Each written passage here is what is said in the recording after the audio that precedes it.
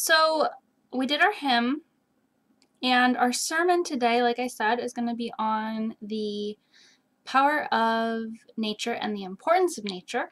The reason why this topic is relevant is because we are reading in the UNICULT book club, Starhawk's Fifth Sacred Thing. Let me grab that and show it to you.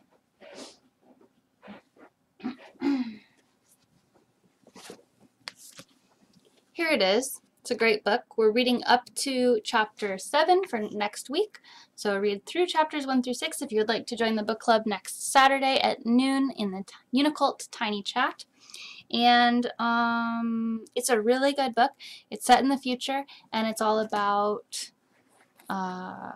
nature. Part of it is about nature.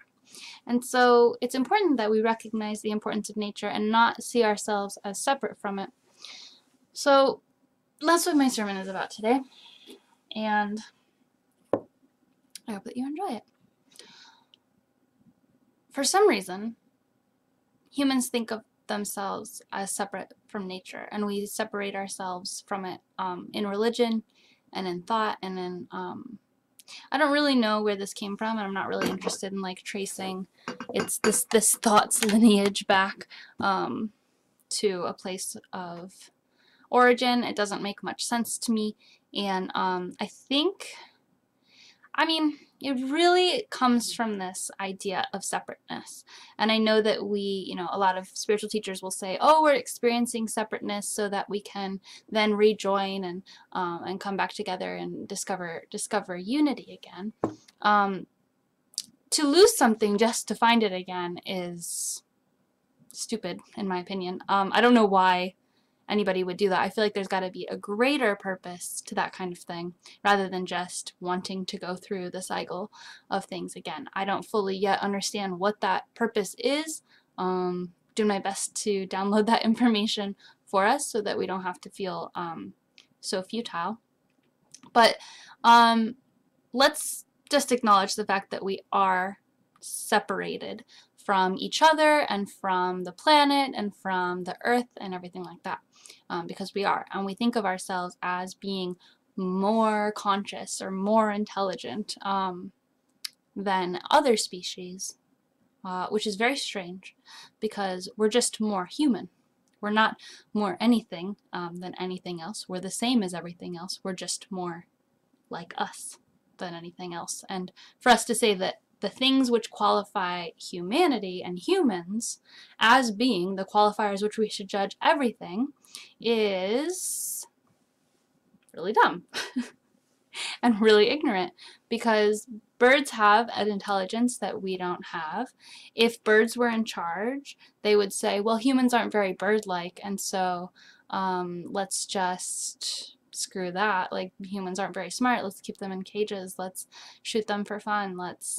Who knows? The list goes on about the things that we do, the pain that we inflict on other species and on the planet as a whole, because we don't recognize that simply because it is not like us directly means that it doesn't have value or that it's merely there to serve us. Everything is in service of one another. There is no nature serving man. It's man serving nature, nature serving man. It's a system. It's a system of support. You can't just take and take and take and take and expect to give nothing in return. And I think we all know this. This is all a little bit redundant for those of us who are whatever amount awake and conscious and aware that the earth is suffering, and people always are saying the earth is dying. The earth is not dying. Humanity is not dying.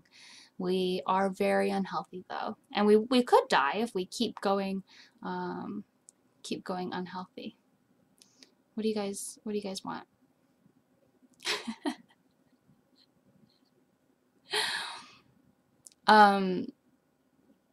Everything on Earth has a purpose. It's true, and it's not just a purpose for humans. It has its own purpose. And we can interact with that purpose just like we can interact with each other's purposes. But it doesn't mean that every human is serving you. It doesn't mean that every animal is serving you. It means that we are in this mutually serving relationship with the earth. And so the way that I understand this, and the way that I understand humanity's role on Earth is that we are the guardians of Earth. Oh, I see. Thanks, Rain, for clarifying. So we are the guardians of Earth, and what that means to me is that our consciousness, when we put it onto the Earth has the ability to bloom and thrive. Anything that we put our attention onto has the ability to bloom and thrive, and so it's very important that we put that energy onto the Earth as well. There is a wonderful author named John Seymour. Hang on, let me check. No, is it John Seymour? Yeah, it is John Seymour. He wrote a book about self-sufficiency, the self-sufficient life and how to live it. Amazing book. All of his books are amazing. He's an incredibly wise farmer who did everything in harmony with the land. And he was explaining in one of his books that a forest that is tended to by a wise human, by someone who's in alignment with the health of themselves and the health of the earth, that forest is going to thrive in a more diverse and more flourishing and healthy way than if the forest goes unattended by human hands. And I think it's really important here because a lot of times we go to these different extremes. We say, humanity deserves to have the right to every resource on earth, like blah, blah, blah, blah, blah, and we just take and take and take, or we go the other route and on the other side of things, when we feel like we're harming the earth just by consuming and just by living, we want to disappear, we want to die, we want to stop consuming because life takes consumption. And this whole system is so out of balance that we think that we should die rather than fix it. But we can fix it, and it's so out of balance that we have trouble seeing the relationship that we're supposed to have, the healthy relationship that we can have with the earth and with all the animals, which is in a mutually beneficial symbiotic relationship. Now that starts with an awareness and with the understanding that we are highly responsible for keeping ourselves healthy in a mental and physical way and tending to the earth in the same type of health. Because yesterday I was talking with Christina Martin and Hilmy and a bunch of people with Enter Satoria, and one of the things that Hilmy brought up, which was such a good point, is that when you look at the way that we farm rows and rows and rows of the same crop. You'll see a whole field of corn, we'll see a whole field of beets, we'll see a whole field of this or that, and when you see those fields, this is like a microcosm or just one little branch of the same tree of what we're doing to ourselves as well. In our society, we expect everybody to look and act the same. We expect everybody to go into an office and sit at a desk and work at a computer. It's like we expect everybody to conform into these groups, and we expect our food to grow in these like perfect rows and this perfect type of system where we just get corn out of one field. But what we learn from gardening and from tending the earth, and what humans have known since agriculture started, is that you shouldn't just plant row after row of the same plant. That makes them more susceptible to disease, because if you've got one pest that comes and eats some corn, it's going to have a fest of corn. It can now reproduce and just eat as much corn as it wants. And that's why we start doing GMOs. We start saying, okay, well, let's make corn that's resistant to this pest, instead of fixing the problem, which is to create diverse systems. Diversity is the key to life. So diverse systems, these gardens, which the woman who wrote Food Not Lawns, another amazing, incredible book about gardening and farming and growing food, not lawns. She goes into these gardens of Eden is what she calls them, and she takes the watershed from her house and like all the water that would go down your drain into your sink, which is illegal in most places right now, and put it into your garden, and then create these super diverse systems of food and leisure plants. And like you can have some lawn if you're gonna like play sports and stuff on them, or like just relax on them, read books on them, but we don't need as much lawn as we have, and we can create this diverse system of plants that protect each other. So if you plant, I don't know the exact plants, but if you plant marigold in front of Some plants, it will scare away bugs because I think they see them as like eyes. There's all these ways that you can co-plant things. And it's this I'm talking about this because this is the same to do with our social lives as well. We expect everybody to go to these high-rise buildings, to do all these driving cars down the road and do all these things that there are certain things that laws and structure helps, but there's also the lack of diversity and the lack of flourishing of our spirit that is required. So I was in meditation this morning before a camp church, and I was thinking about this and how do we solve a problem as big as global, as big as the way that we're treating the earth. We start, I'll get to your comments in a minute, they look a little crazy. We'll get to them. How do we heal something as big as the earth and as the issues that we have in the environment? I believe that with the right intent, we can clean the oceans. I believe with the right intent, we can heal the planet. We can make sure that global warming is like resolved. We can, make the planet stable rather than the tumultuous changes that it's going through right now. It's a reflection of us. We're also going through tumultuous changes. It doesn't mean it's caused by us or that we're caused by it. It just means that we're in a symbiotic relationship with it, and whatever happens to us happens to it. So we are going through these big changes right now, and so is the earth, and we will come out in a very good way, and so will the earth because of the work that we do. And so when you're looking at a problem like this, it can feel very big and it can feel very daunting, and a lot of times we can feel very responsible for it and feel like what we're doing isn't good enough. But it can be, because what you do about the things that are closest to you. So the way I saw it this morning in my vision is that you are this being of energy and you're sending out these rings of energy, right? And so if you have, first always, is to clear all your fear away and listen to your heart. And when you can clear your fear and your insecurity away and listen to your heart, that is the most powerful healing that you can do, because it is the closest thing to you that you have. So when you do that, that's the most powerful healing that you can do. Then, once you have done that, once you've moved all of your insecurities and all of your fear and all of your pain away, and you've put that aside and you've said that doesn't serve me, and you've become aligned with source energy and you've become aligned with health, then you can start sending out these waves of beautiful energy, and then the next closest thing that your ring of energy comes into that's out of alignment with health, you can work towards healing that. Is it your diet? Is it your body? Is it your family? Is it your friends? Is it the way that you're living? Is it your thoughts about this thing or your thoughts about that thing? Is it your community? Whatever's closest to you is what you can fix. If you're worried about, let me turn off my heater. If you're worried about people of other, you're worried about racism, focus on people like you. And talk to those people and heal that part within yourself. And when you do that, that is how you heal the world. If you're worried about animals, eat vegetarian, eat vegan.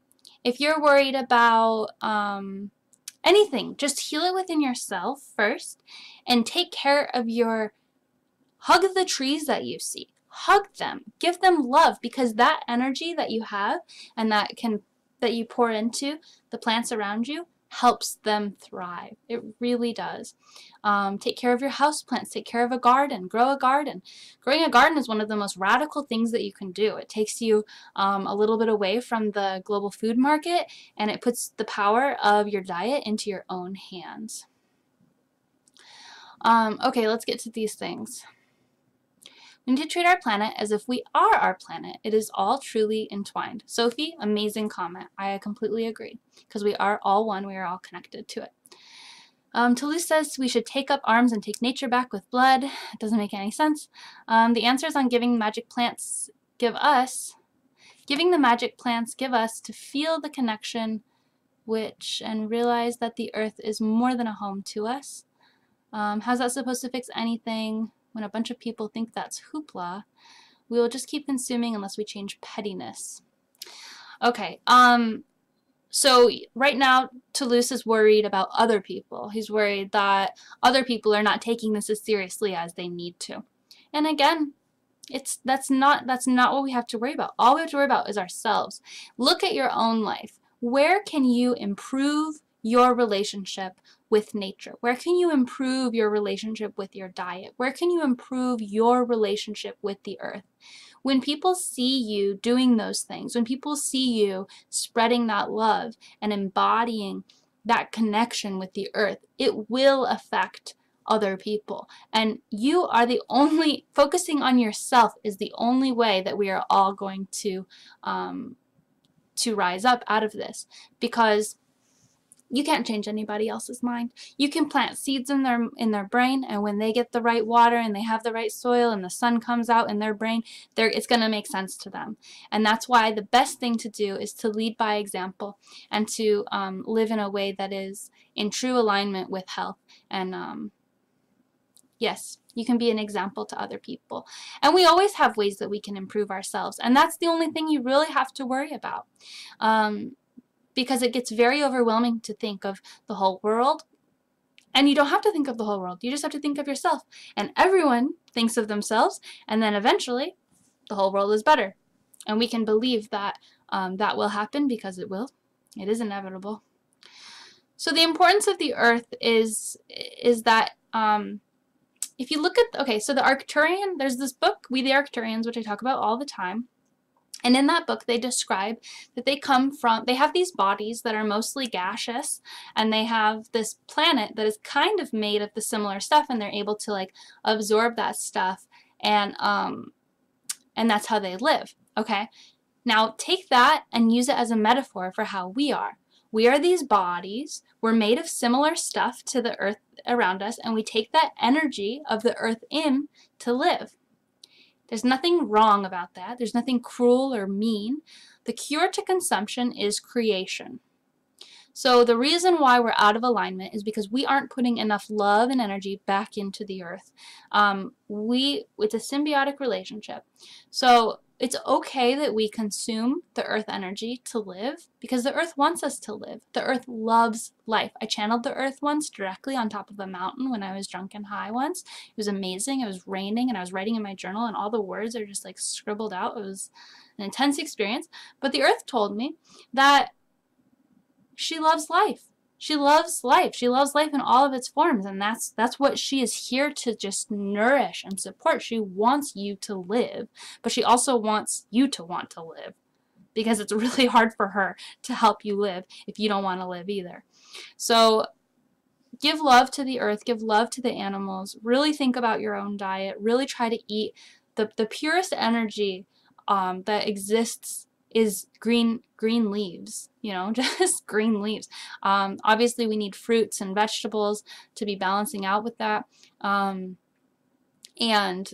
Certain people are still eating meat and animal products, and I think that's okay as long as you're in harmony with the animals. I don't think there's a lot of ways that you can get animal products that are in harmony with the earth. Certainly not meat or dairy, unless you're raising these animals yourself or getting them from a farm that you trust. So just do your best to make purchasing decisions, you know, organic, cage-free, GMO-free, that kind of thing. That does help a little bit, but if you can avoid those foods altogether, not only will the earth and the animals feel better, but you'll feel better too, because we're all connected. The reason why this is so important is because you are going to feel better when the earth feels better, and the earth is going to feel better when we feel better. You cannot escape the system. It's all one. So we can heal the earth, we can heal ourselves, we can heal each other just by living by example, and send love to every animal that you see. If you see, I saw a bird fall out of a tree the other day, and I ran over to it while other people were walking by. If you see another person or another creature who needs your help, and you know that you can help them, do what you can. Don't let that overburden you. Just pay attention to what's going on around you, and give your love where it's easy for you to give your love. Uni bless. Hug trees. That's your assignment this week. Hug all the trees.